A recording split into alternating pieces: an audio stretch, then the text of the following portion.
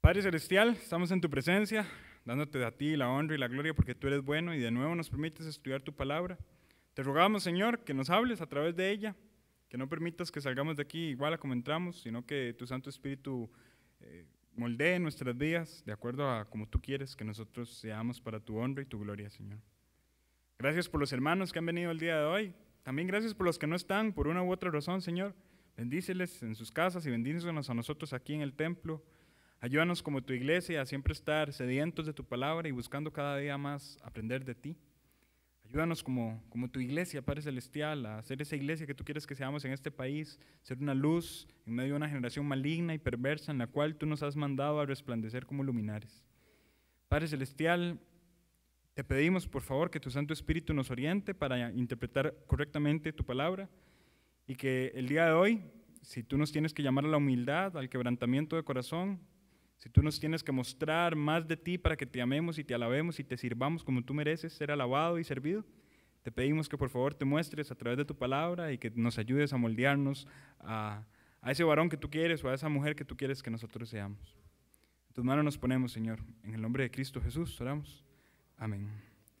Muy bien, vamos entonces a estar empezando con el estudio del día de hoy, ¿verdad? Hoy básicamente ya nos vamos a estar concentrando a partir de hoy en personajes, en jueces que aparecen específicamente como personajes en el libro de Jueces.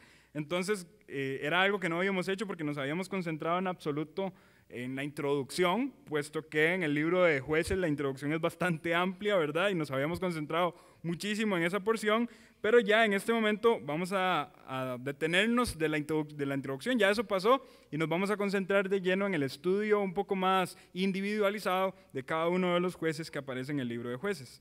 Hoy la lección número 7 y el título de esta lección es Otoniel, juez poderoso en el Señor. Vamos a estar estudiando la vida de Otoniel.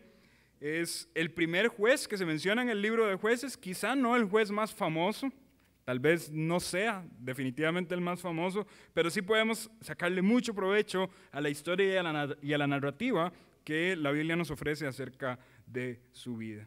Si tenemos en cuenta también que el estudio o el libro de Jueces está estructurado de una manera descendente, como ya lo hemos explicado muchísimas veces, ¿verdad? El juez que vamos a analizar hoy, pues prácticamente no tenemos absolutamente nada malo que decirle, porque si entendemos que está acomodado de manera descendente, este juez es muy bueno. Y poco a poco en el avance del libro de Jueces vamos a ir viendo cómo va descendiendo y descendiendo y descendiendo la calidad hasta de los jueces, no solo del pueblo, sino de los jueces, hasta llegar al puro final con el juez, pues que prácticamente es el ejemplo de cómo no ser un líder, ¿verdad? Y en este caso estaríamos hablando de Sansón, y aún así Dios lo utilizó para cumplir sus propósitos. Entonces, hoy vamos a hablar de Otoniel. El nombre de Otoniel significa león poderoso de Dios. Esto a la luz del hebreo. León poderoso de Dios o poderoso de Jehová o Jehová es poderoso, ¿verdad? Cualquiera de esas variantes podría ser un significado apropiado del nombre Otoniel. Y yo no sé si usted lo recuerda, pero ya anteriormente habíamos visto a Otoniel en el libro de Jueces, ¿verdad? No es la primera vez que lo observamos.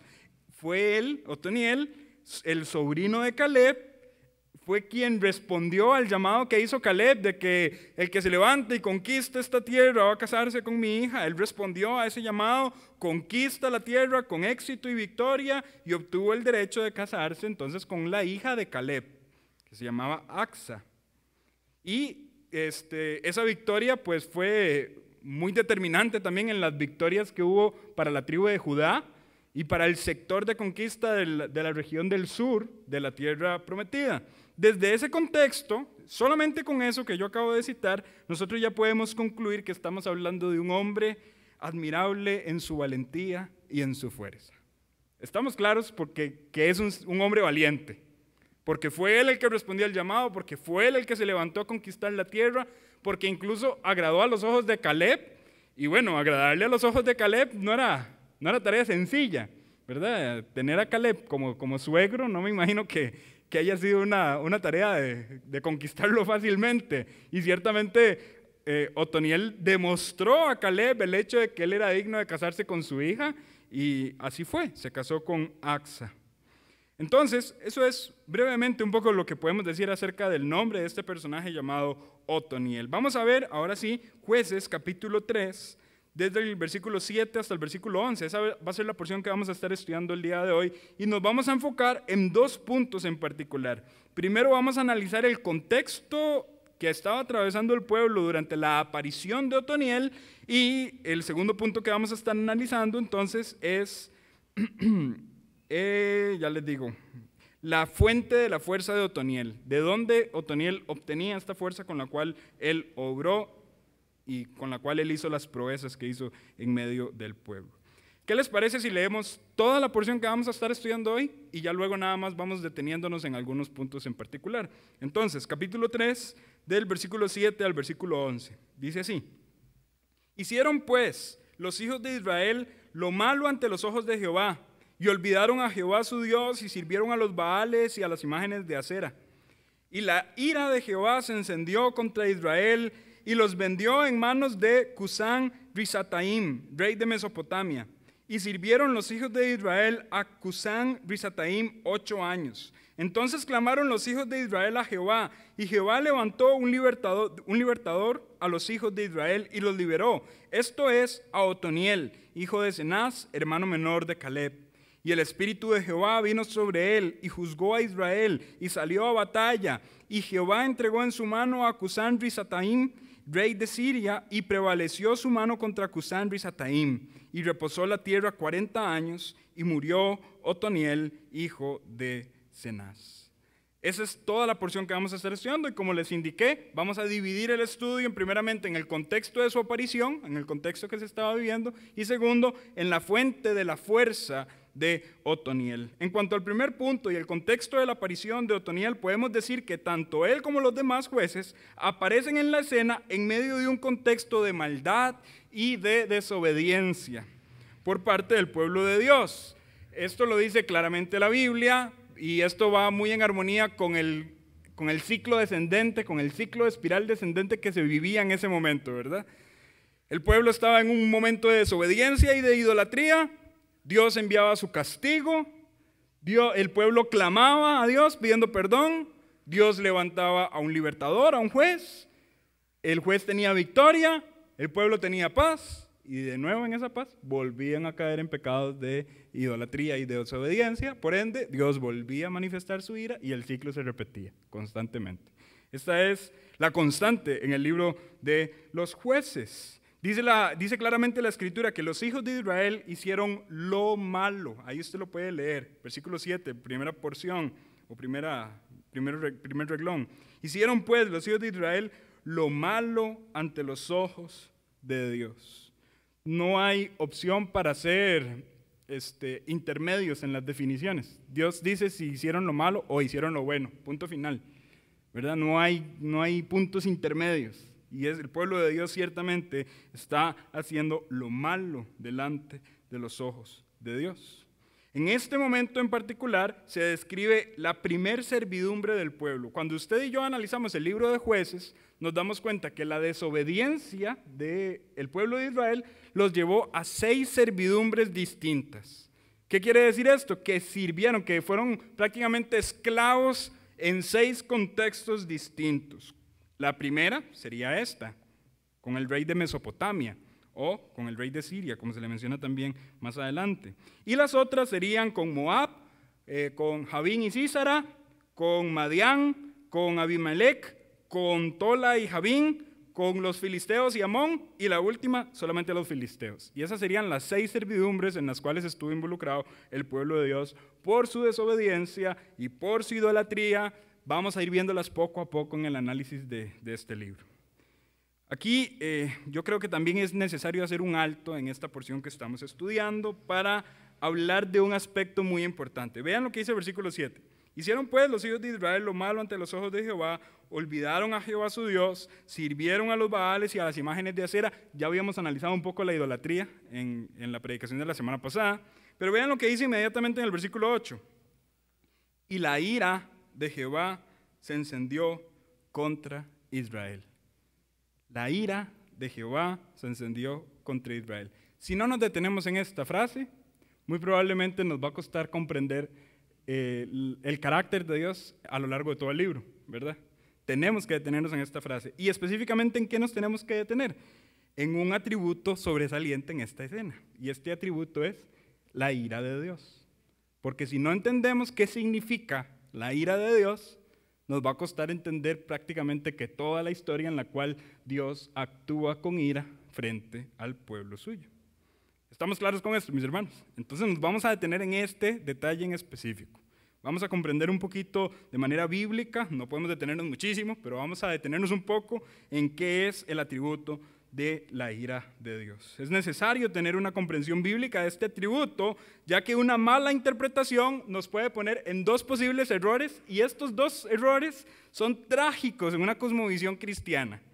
El primer error es pensar que Dios no puede tener ira, porque la ira es pecado. Y este error es trágico en el cristianismo. Cristianos piensan que Dios no puede tener ira frente a ellos o para con ellos, porque la ira es pecado. Ese Dios es un Dios deforme con respecto al Dios de la Biblia, ¿sí?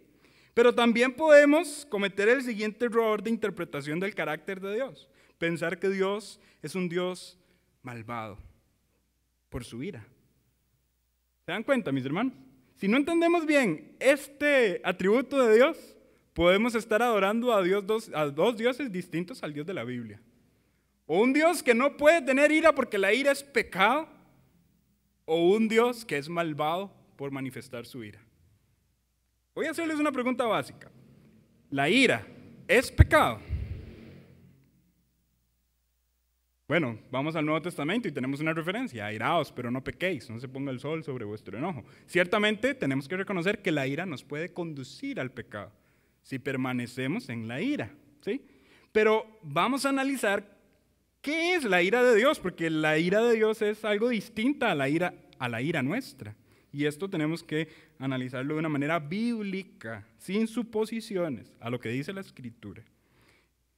Como les dije anteriormente, estas malas interpretaciones del atributo de la ira se deben a la comparación de ese atributo de la ira, con la ira humana, cuando estas son distintas en esencia. Si nosotros comparamos la ira humana con la ira divina, vamos a llegar a caer en cualquiera de esas dos contradicciones. Pero vamos a ir poco a poco entendiendo esto. ¿Qué diferencia la ira de Dios de la ira del hombre? ¿Cuál es la diferencia entre la ira de Dios y la ira del hombre? Vamos a responderlo de una manera muy básica. La ira de Dios siempre es santa y siempre se despliega de forma justa. ¿Queda claro esto? Voy a repetirlo. La ira de Dios siempre es santa y siempre se despliega de una forma justa. Mientras que la ira humana nunca es santa y rara vez se despliega de manera justa. ¿Entendieron la diferencia, mis hermanos? La ira humana nunca es santa y rara vez se despliega de forma justa. La ira se define como, y voy a leer aquí la definición, la respuesta a la percepción del mal y la injusticia. Eso es ira. La respuesta del hombre a la percepción del mal y de la injusticia. En ese sentido, de esa definición, Dios es el único ser capaz de responder adecuadamente al mal y a la injusticia, porque solamente Él está distanciado del mal y de la injusticia. Y solamente Él puede responder de una manera correcta a la maldad. Y por tanto, solo Él puede tener una ira justa, una ira santa. La ira del hombre es una respuesta a su propia percepción del mal. Y tenemos que partir del hecho de que la percepción del hombre está corrompida.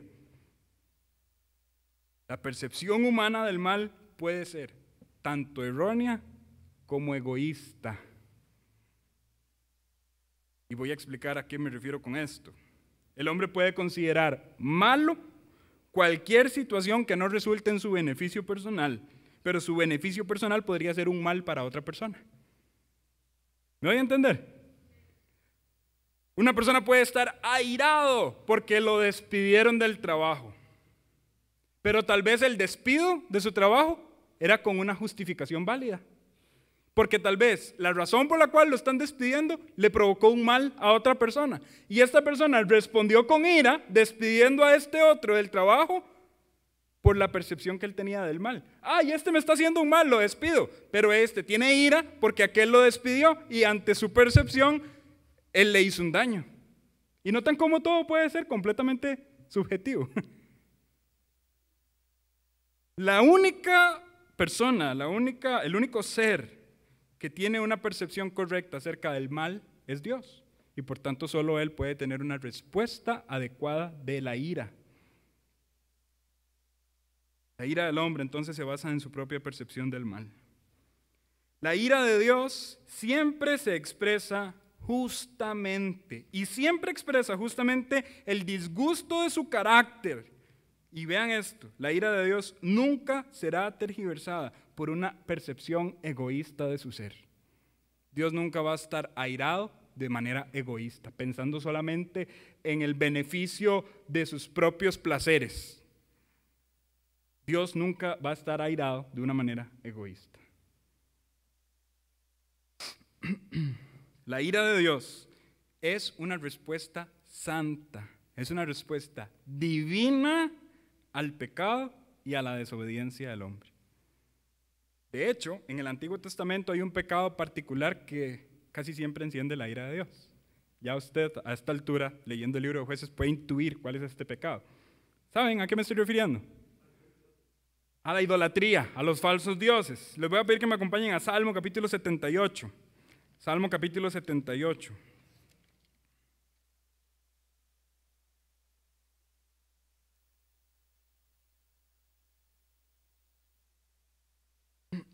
Salmo 78 y vamos a leer a partir del versículo 56 al versículo 60. Salmo 78, 56 al 60.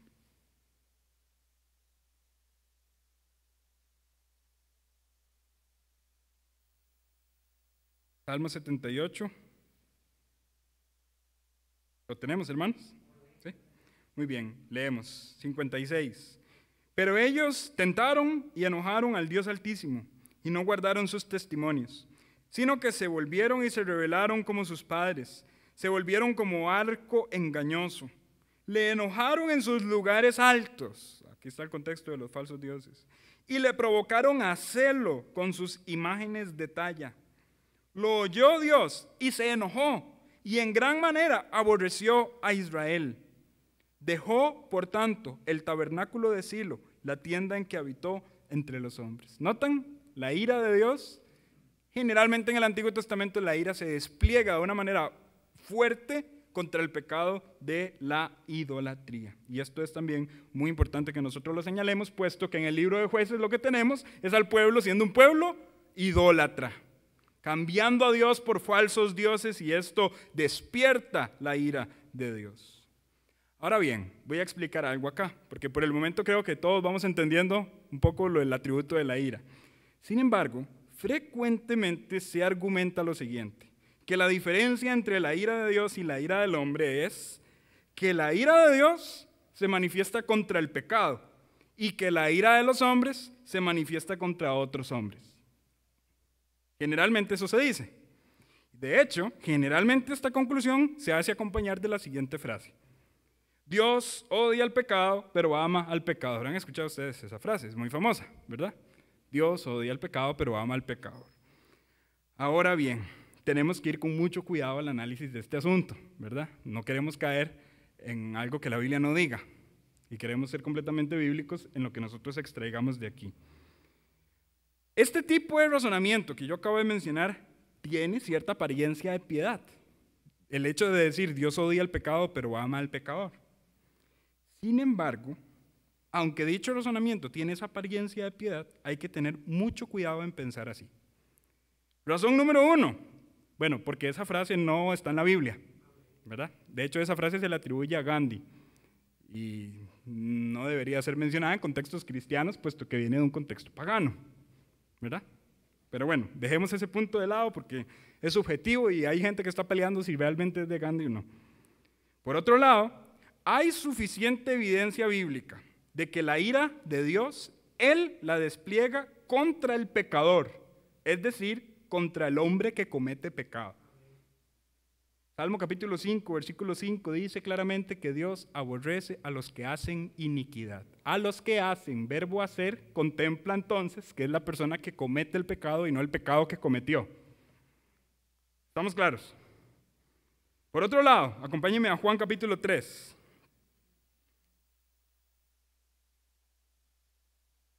Juan capítulo 3.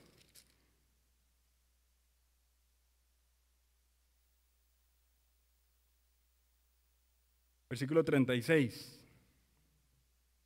Dice lo siguiente, Juan 3, 36. El que cree en el Hijo tiene vida eterna, pero el que rehúsa creer en el Hijo no verá la vida, sino que la ira de Dios está sobre él, sobre la persona. Sobre la persona, no sobre el pecado de la persona. Juan 3:36 también entonces habla de la ira de Dios depositada sobre hombres que rehúsan a creer en el Hijo. Si la ira de Dios fuera para el pecado y no para el pecador, entonces el pecado iría al infierno, el pecador no. ¿Sí o no? ¿Pero quién va al infierno? El pecador. Yo sé que esto suena chocante, pero así es, mis hermanos, no podemos decir otra cosa que no está en la Biblia. Por tanto, la mejor forma de entender el asunto de la ira de Dios y de no caer en ningún error en cuanto a la interpretación sería la siguiente. Dios siempre manifiesta su ira de una forma santa y de una forma justa.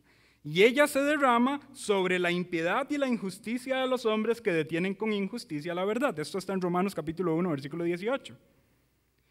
Pero, y el gran pero, Dios envió a Jesucristo al mundo para que Jesucristo recibiera la ira que nos era destinada a nosotros. Dios desplegó santa y justamente su ira sobre su Hijo, porque Dios siempre despliega su ira de manera justa y santa. Pero en este momento Dios la está desplegando sobre Jesucristo crucificado, a tal punto que Él dijo, Padre, ¿por qué me has desamparado? Dios despliega su ira sobre su Hijo, para que nosotros entonces seamos salvos de la ira. Básicamente nosotros estamos escondidos detrás de la cruz, porque en la cruz es nuestro escudo que recibe la ira de Dios, que si no hubiésemos estado escondidos detrás de la cruz, toda esa ira iba destinada hacia nosotros. Acompáñenme a Romanos capítulo 5. Romanos capítulo 5.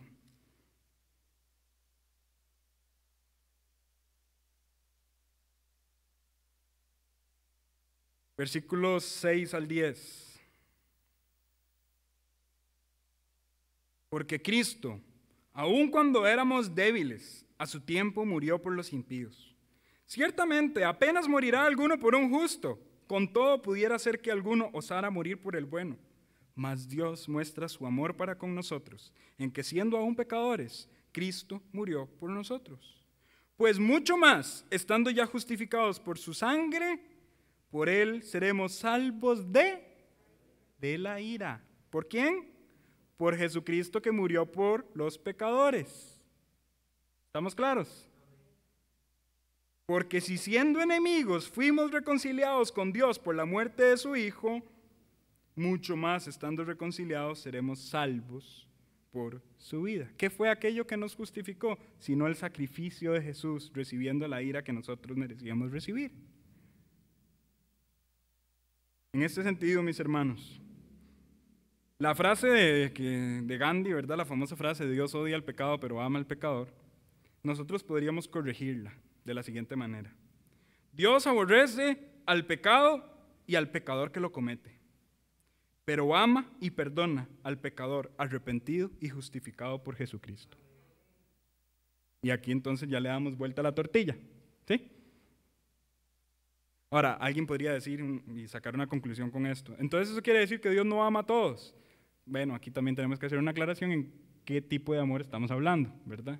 Hay un amor que es un amor íntimo, un amor filial, y hay un amor que es un amor general. Y ciertamente Dios muestra su amor general a toda la humanidad, es más, a todo ser humano, ¿sí? Cae la lluvia sobre los buenos y sobre los malos también. Sale el sol sobre los buenos y sobre los malos también. Esto es un despliegue del amor de Dios para con todos. Somos tan malos que mereceríamos que Dios oculte el sol y no tuviéramos fruto de la tierra.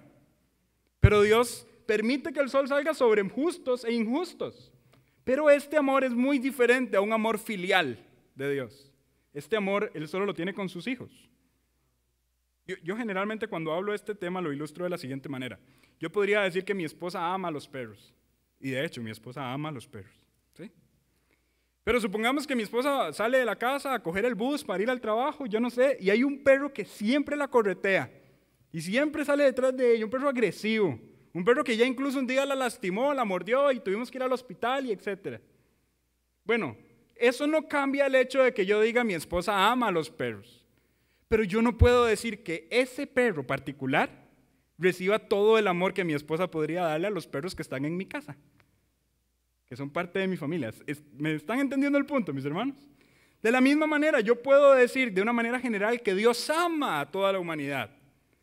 Pero los seres humanos incrédulos están constantemente volviendo su espalda hacia Dios y están constantemente cometiendo idolatría y atacando al Señor Dios Todopoderoso. Pero los hijos de Dios, por la obra de regeneración de Él en nosotros, le amamos y tenemos un especial cariño para con Él. Entonces, claramente el amor filial se va a demostrar de una manera distinta para aquellos que somos de su casa que para aquellos que son impíos. Y por tanto, Dios ama filialmente al pecador, arrepentido y justificado por Jesucristo. Amén. Ahora volvamos a Jueces. Ya hicimos el paréntesis debido para entender el atributo de la ira de Dios. Generalmente la ira de Dios está muy relacionada con el celo de Dios. Dios despliega su ira porque Él es un Dios celoso y Él no quiere compartir su gloria con ningún otro ser. Y por tanto, pecados como el de la idolatría, que hacen que la gloria de Dios se comparta con otros, entonces Dios la castiga por medio de su ira. Ahora, en el versículo 8 se dice cuál fue el instrumento que Dios utilizó para el despliegue de su ira. Dice, la ira de Jehová se encendió contra Israel, capítulo 3, versículo 8, y los vendió en manos de Cusán Ritamaim, rey de Mesopotamia, y sirvieron los hijos de Israel a Cusán Ritamaim 8 años. Dios manifestó su ira utilizando a una persona en particular, a un pueblo en particular, Cusán Ritamaim de Mesopotamia, de Siria. Lamentablemente no tenemos mucho que decir acerca de este personaje, puesto que en la historia es un personaje bastante oculto. Sin embargo, sí podemos decir que los israelitas fueron entregados en servidumbre por un tiempo específico, y el tiempo lo aclara la Escritura, 8 años en el que se entregaron, en el que fueron siervos del pueblo de Mesopotamia. Fue en ese momento entonces cuando el pueblo clamó a Dios, tal y como va a soler repetirse durante todo el libro de Jueces. El pueblo clama, bueno, hay un pueblo cometiendo un pecado, luego Dios manifiesta su ira, el pueblo clama, luego Dios levanta un juez, hay victoria, hay paz y volvemos al pecado. Y Dios quiera, mis hermanos, que esto sea también una lección para nosotros, porque en muchas ocasiones los momentos de nuestra vida en los que más nos volvemos en contra de Dios son aquellos momentos en los que Dios ha sido más bueno con nosotros. Qué triste eso, que Dios en su bondad, en su misericordia y en su amor, tal vez ha dado respuestas a nuestras peticiones, nos ha sacado de situaciones difíciles, nos ha colocado por su gracia en lugares donde nosotros no merecemos estar, y es allí, en esa paz y ese confort, que nosotros le damos la espalda a Él. Ojalá que nosotros aprendamos de esta experiencia del pueblo de Dios y evitemos ese tipo de errores.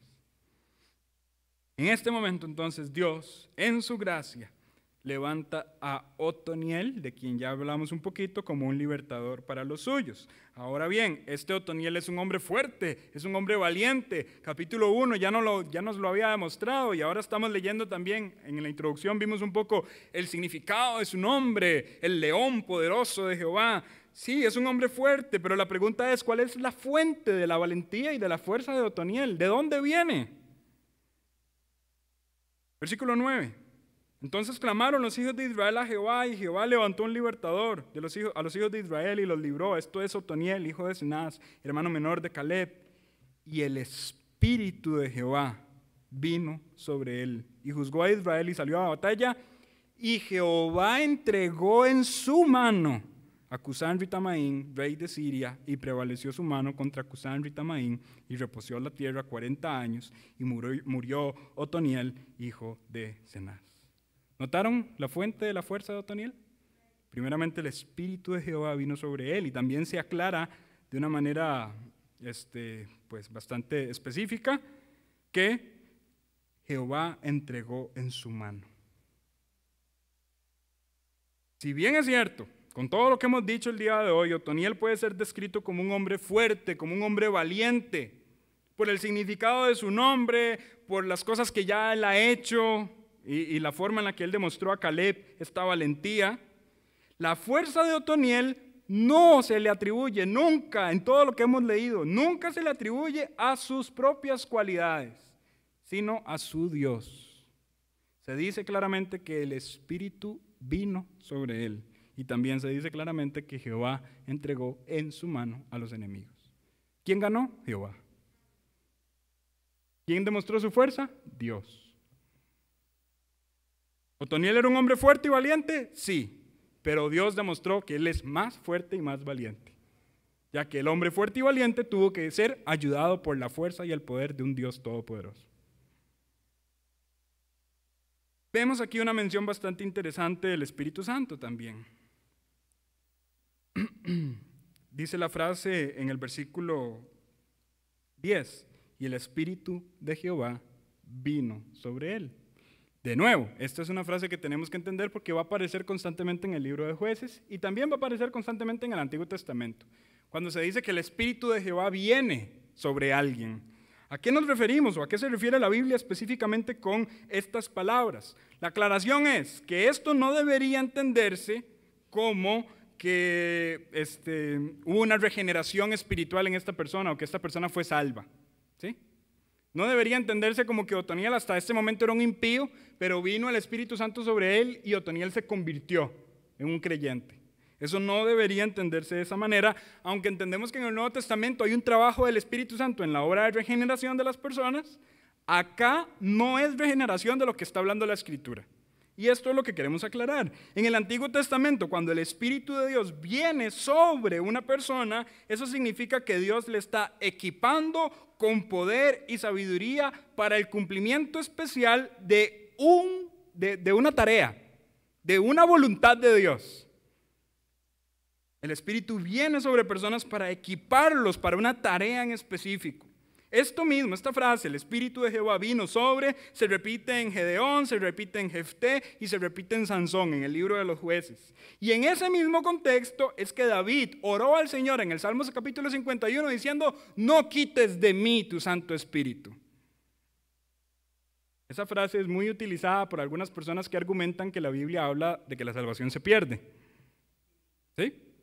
David diciéndole al Señor, después de haber pecado, no quites de mí tu Santo Espíritu, calza como anillo al dedo, para ver a un David desesperado pidiéndole a Dios que no quería perder la salvación. Pero nosotros entendemos que la salvación no se pierde.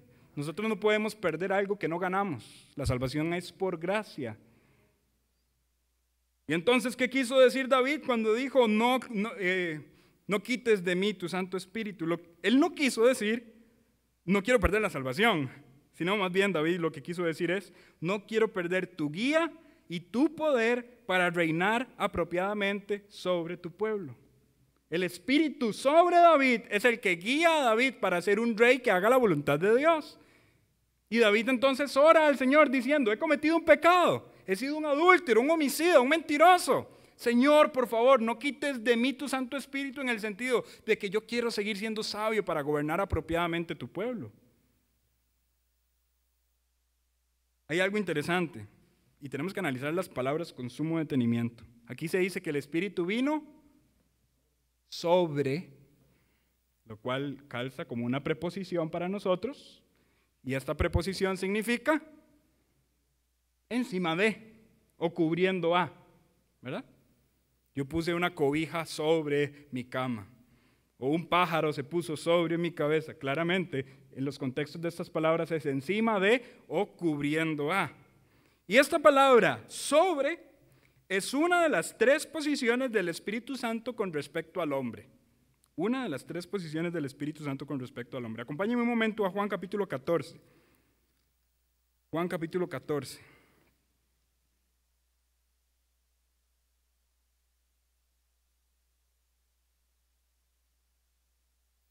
Si en el Antiguo Testamento entendemos que una de las posiciones del Espíritu Santo con respecto al hombre es que el Espíritu esté sobre la persona, ¿cuáles son las otras dos posiciones del Espíritu Santo con respecto al hombre? Una es sobre. Las otras están en Juan 14, las dos. Juan 14, del 15 al 17. Dice así. Juan 14, del 15 al 17. Si me amáis, guardad mis mandamientos. Y yo rogaré al Padre y os dará otro consolador. Consolador con C mayúscula, ¿verdad? Si está leyéndolo en la Reina Valera 1960, proviene del griego paracletos, y este griego paracletos se refiere a un abogado especial para la familia que estaba en común cercanía a una familia y lo defendía en sus juicios. Y este paracletos, este consolador, Dios, Jesucristo dice que el Padre los dará. ¿Para qué? Para que esté con vosotros para siempre. Preposición, con. Versículo 17. Y el Espíritu de verdad, el cual el mundo no puede recibir porque no le ve ni le conoce. El Espíritu de verdad, el cual el mundo no puede recibir porque no le ve ni le conoce. Pero vosotros le conocéis porque mora con vosotros y estará en vosotros. Aquí tenemos tres posiciones del Espíritu Santo con respecto al ser humano. Antiguo Testamento, sobre. Y en el Nuevo Testamento aparecen, o al menos en este texto, aparecen mencionadas otras dos, que son con y en. ¿Sí? Y vamos a entender poco a poco a qué se refiere esto, de las posiciones del Espíritu Santo con respecto al hombre. En Juan 14, 15 al 17, que lo acabamos de leer, se mencionan estas. Una de ellas es el Espíritu con el hombre, donde con proviene del griego para. No se confunda, por favor, no es para en español, es para en griego, ¿verdad? Para no hacer un enredo en la mente. Para en griego es la raíz de la palabra paralelo, ¿verdad? Y la palabra paralelo, ¿qué significa? Que va uno al lado del otro. Esa es la raíz de la palabra. En este sentido, entonces, el Espíritu Santo está al lado del ser humano para efectuar, ¿qué? Una obra de regeneración en el ser humano. Voy a explicar bien esto. Y vamos a explicarlo también en el contexto del Antiguo Testamento, porque es cierto que la Biblia no dice específicamente que un creyente en el Antiguo Testamento nació de nuevo. Usted no va a leer eso en el Antiguo Testamento, que un creyente nació de nuevo, pero nosotros creemos que las personas que son creyentes en el Antiguo Testamento nacieron de nuevo. ¿Por qué lo creemos? Y alguien dice, pero en el Antiguo Testamento no lo dice. Porque Jesús dijo que no es posible entrar al reino de Dios sin haber nacido de nuevo. Y las cosas no cambian entre un testamento y otro. ¿Sí? Es necesario nacer de nuevo. ¿Cómo nacieron de nuevo las personas en el Antiguo Testamento? Cuidado con responderme un error. Porque esto es muy común en algunas denominaciones. Separan la Biblia, y voy a decirlo en buen tico, machetean la Biblia de tal forma en que cambian al Dios de la Biblia. Entonces dicen, en el Antiguo Testamento la salvación era por obras, y en el Nuevo Testamento la salvación es por gracia. Falso. La salvación siempre ha sido por gracia, por medio de la fe. Usted lee Hebreos capítulo 11 y verá cómo todos esos personajes de la fe tuvieron fe para ser lo que fueron. Usted lee el argumento de Pablo en Romanos diciendo que la fe le fue contada por justicia a Abraham, no sus obras. Abraham no fue salvo por ser circuncidado. Y ahí Pablo hace un argumento de cómo Dios entabló una relación con él antes de la circuncisión suya. Abraham no fue salvo por obras, ¿amén? Ningún ser humano se puede justificar por las obras de la ley. Entonces entendemos que en el Antiguo Testamento las personas tuvieron que haber nacido de nuevo. Jesucristo lo dijo, no se puede entrar al reino de Dios sin haber nacido de nuevo. Por tanto, las personas del Antiguo Testamento deben haber tenido algún tipo de regeneración para ser salvos. Y la regeneración es algo que viene ¿por fruto de qué? Del Espíritu Santo. Jesús, y voy a hacer aquí un paréntesis importante, Jesús habló a Nicodemo de que era necesario nacer de nuevo, pero Jesús no había sido crucificado ni había muerto todavía. Entonces eso quiere decir, si lo queremos ver así, que Nicodemo lo podemos colocar todavía en esas personas del Antiguo Testamento, digámoslo de esa forma. si lo queremos ver así de manera fácil. Pero a Nicodemo se le predica que tiene que nacer de nuevo. Porque Jesús todavía no había muerto, no había sido crucificado, no había sido sepultado y no había resucitado. ¿Sí quedando claro, mis hermanos? Por tanto, esta regeneración solo puede ser posible con un espíritu que esté al lado del hombre. 1 Corintios 12:3 dice que nadie puede llamar a Jesús Señor si no fuera por el Espíritu. ¿Sí o no? Nadie puede llamar a Jesús Señor si no fuera por el Espíritu. Ahora, les quiero dar un argumento. David llamó a Jesús Señor en el Antiguo Testamento. ¿Sí o no? Salmo 110:1. Dijo Jehová a mi Señor, siéntate a mi diestra hasta que ponga tus enemigos por estrado de tus pies. ¿Cómo le pudo decir David Señor a Jesús? Por el Espíritu. El Espíritu está con él. En ese sentido, está al lado de. Y el Espíritu es el que regenera al hombre para una conversión, para un nuevo nacimiento y para que esta persona pueda ser un creyente, un hijo de Dios. Si volvemos a Juan 14, hay otra posición. Y esta posición del Espíritu Santo con respecto al hombre es exclusiva para los creyentes del nuevo pacto. ¿Por qué? Vean cómo dice en el versículo 17, la segunda parte. Pero vosotros le conocéis, porque mora con vosotros y estará en vosotros. Aquí hay algo que yo quiero que usted note de manera particular y que lo pueda hacer un alto en esto. Note la distinción del tiempo verbal en las palabras. Dice, el Espíritu mora con vosotros. Tiempo verbal, presente. Y estará en vosotros. Tiempo verbal, futuro. Muy bien. Esto claramente señala una diferencia entre la obra del Espíritu antes y después del día de Pentecostés. Y el día de Pentecostés es aquello que ocurre en Hechos capítulo 2, del versículo 1 al versículo 42, que no tenemos el tiempo para analizarlo en detalle. Pero el mismo Espíritu que ha estado con cada creyente en toda la historia y que ha estado sobre algunos creyentes en particular para guiarlos a un propósito específico, es el mismo Espíritu que hoy está en todos los creyentes del nuevo pacto desde el día de Pentecostés. ¿Para qué? Y noten esto, ¿qué significa la preposición en? Dentro de. Es un privilegio que personas del antiguo pacto no experimentaron como nosotros, hermanos. El hecho de tener al Espíritu permanentemente en nosotros. ¿Para qué? Tal vez usted ve la historia de los jueces de Israel y dice, wow, qué grandes hazañas hicieron. Ellos hicieron esas grandes hazañas porque el Espíritu estaba sobre ellos. Pero nosotros tenemos permanentemente al Espíritu en nosotros. ¿Qué nos exime de hacer grandes cosas para Dios? Si el poder de Dios está en nosotros. ¿Por qué el Espíritu está en nosotros? Porque Dios está acompañando y guiando a la iglesia permanentemente en su labor evangelística para garantizar el éxito de la iglesia en esta tarea. Mis hermanos, voy a decir esto con mucho cuidado. Tengamos cuidado de una teología pesimista. Tengamos cuidado de una teología pesimista. Porque yo he escuchado, y ya es un argumento que está muy en la calle, muy pegado en las mentes de las personas, diciendo, a mí me toca ser cristiano, pero esto va de mal en peor, todo está súper mal, y vamos a aguantar hasta que el Señor venga. El Señor Jesucristo ha garantizado el éxito de la obra de la iglesia. Cada persona que tiene que creer por la predicación de la iglesia en la tierra va a creer. ¿Sí? Y nosotros deberíamos estar en la calle predicando este mensaje, en vez de estar cruzando los brazos y diciendo todo está de mal en peor, ya no vamos a hacer nada. No. ¿Por qué Dios garantiza nuestro éxito como el pueblo de Dios? Porque el Espíritu está en nosotros. Mateo capítulo 28, súper famoso.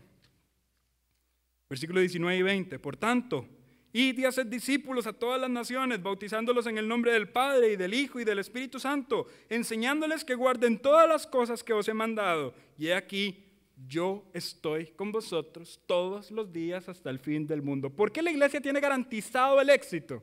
Porque yo estoy con vosotros todos los días hasta el fin del mundo. Hechos capítulo 1, versículo 8, súper famoso también. Pero recibiréis poder cuando haya venido sobre vosotros el Espíritu Santo y me seréis testigos en Jerusalén, en toda Judea, en Samaria y hasta lo último de la tierra. ¿Dónde está el poder? En el Espíritu Santo.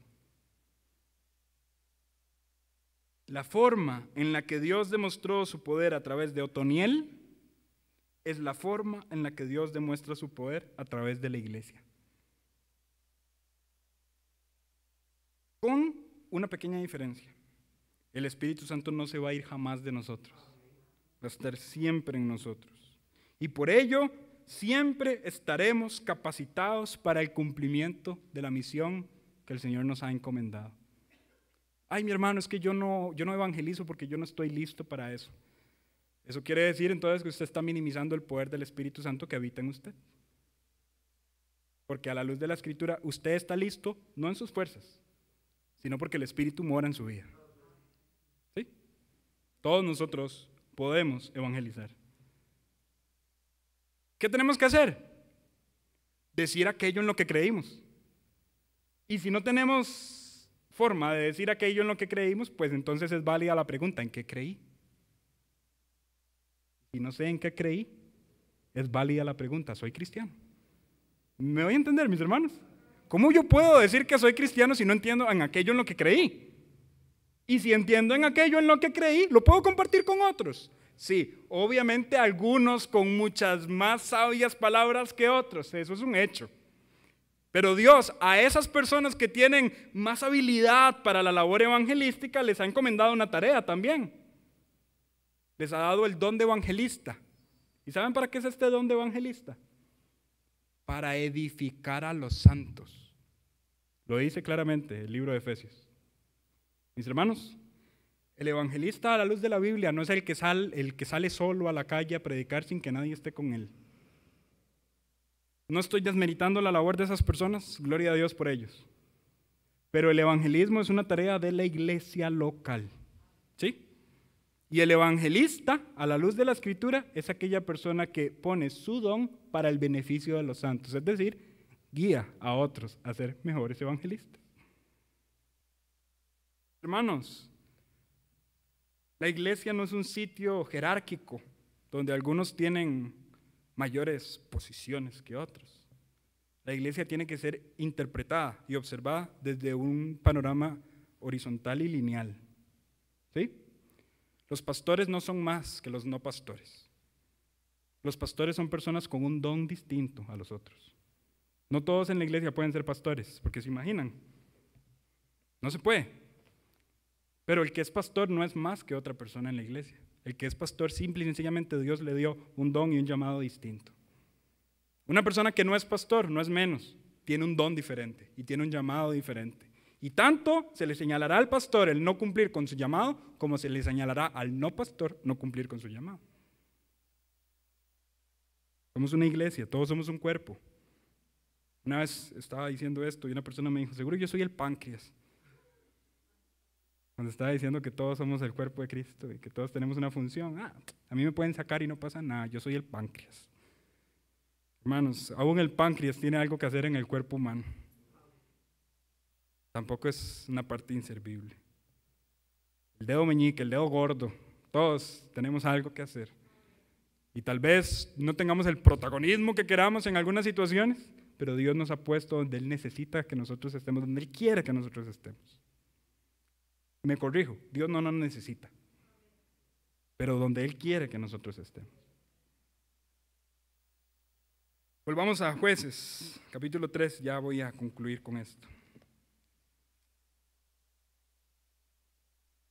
Al final, ¿qué pasó con Otoniel? Que el Espíritu Santo vino sobre él, que juzgó a Israel y salió a la batalla. ¿Qué pasó? Jehová entregó en su mano a Cusán Ritamaín, rey de Siria, y prevaleció su mano contra Cusán Ritamaín, y reposó la tierra, ¿cuánto? 40 años, ¿se imaginan? Una servidumbre de 8 años pudo haber sido la peor experiencia, pero viene el tiempo de quietud y de paz por 40 años, porque Dios levantó a un siervo para hacer su labor. La victoria de Otoniel garantizó un reposo de 40 años para el pueblo de Dios. En conclusión, el día de hoy, a la luz de la Escritura, estudiamos a Dios y a la obra de Dios utilizando la vida de un hombre fuerte y fiel y valiente. Este hombre se llama Otoniel. Un hombre que estaba puesto en un lugar específico para cumplir los propósitos divinos. Pero voy a hacer aquí una aclaración, porque tal vez alguien el día de hoy concluya: Henry, yo no soy ni fuerte ni valiente. Entonces puede que Dios no me utilice como Dios utilizó a Otoniel. Dios no necesariamente está buscando a los más fuertes, a los más piadosos con la piedad que Otoniel tenía. Todo lo contrario, Dios fortalece y llena de valor a todo aquel que llama para el cumplimiento de sus propósitos. Alguien una vez dijo: Dios no llama a los capacitados, sino capacita a los llamados. Si usted no es fuerte, ser fuerte no es un requisito para ser utilizado por Dios. Voy a poner un ejercicio para que veamos y comprendamos este punto. Si tenemos en la mente que el carácter del libro de Jueces es descendente en su estructura, tenemos que Otoniel es lo mejorcito que podríamos encontrar en el libro y que el último juez es lo peorcito que podemos encontrar en el libro, ¿sí? Y el último juez es Sansón. Bueno, hagamos este ejercicio. Vamos a notar que Otoniel fue fuerte, valiente, con una admirable estabilidad. Pero vamos a notar a Sansón como una persona que era fuerte y valiente, pero ampliamente inestable en el uso de su fuerza y su valentía. ¿Verdad? Por otro lado, vamos a notar que Otoniel luchó por una mujer de su pueblo. Por otro lado, vamos a ver que Sansón perdió frente a muchas mujeres paganas. Por otro lado, vamos a notar que Otoniel cumplió con las expectativas de su familia. Caleb podía decir: oh, qué orgullo, Otoniel, ¿verdad? Sansón decepcionó con desobediencia a sus padres. No obstante, al final de las dos historias, usted notará lo siguiente: Dios cumplió su propósito de liberación utilizando ambas vías. Tanto a Otoniel frente a los enemigos de Mesopotamia, como a Sansón frente a los filisteos. Esto nos enseña lo siguiente: Dios no depende de nosotros para hacer su obra, sino que Él hace su obra a pesar de nosotros. Por otro lado, también tenemos que señalar algo interesante. El final de la vida de Otoniel es mejor final que el final de la vida de Sansón, ¿verdad que sí? Bueno, eso es una muestra de las bendiciones de una vida obediente y un cumplimiento a los estándares divinos. Sí, es cierto, Dios cumplió su propósito con Sansón, pero fue utilizado como un juguete. Dios hizo su obra a pesar de Sansón. Dios también hace la obra a pesar de Otoniel, pero Otoniel fue una persona obediente, piadosa, fiel y valiente. Bueno, vean el resultado de su vida. Su muerte no tiene ninguna repercusión trágica en el desenlace de la historia.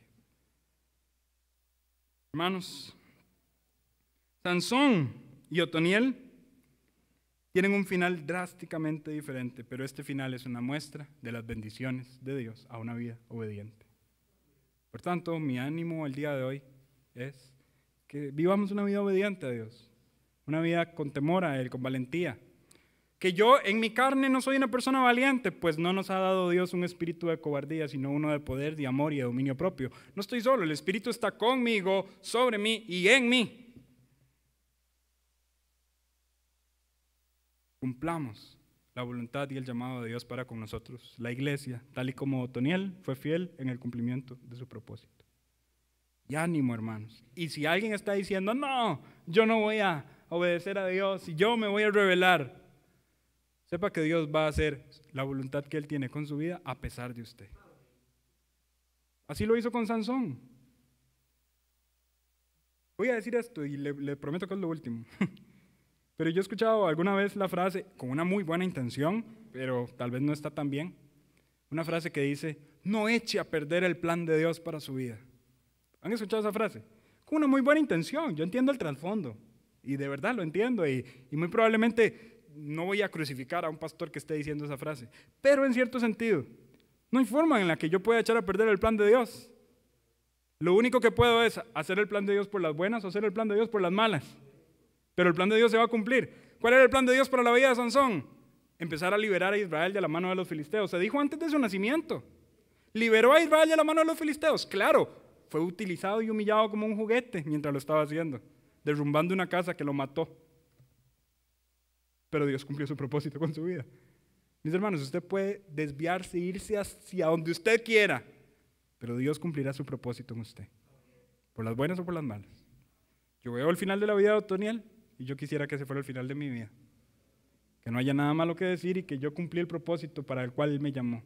Bueno, ahí también hay una responsabilidad nuestra, de obediencia y de cercanía a Dios y a su voluntad. Amén.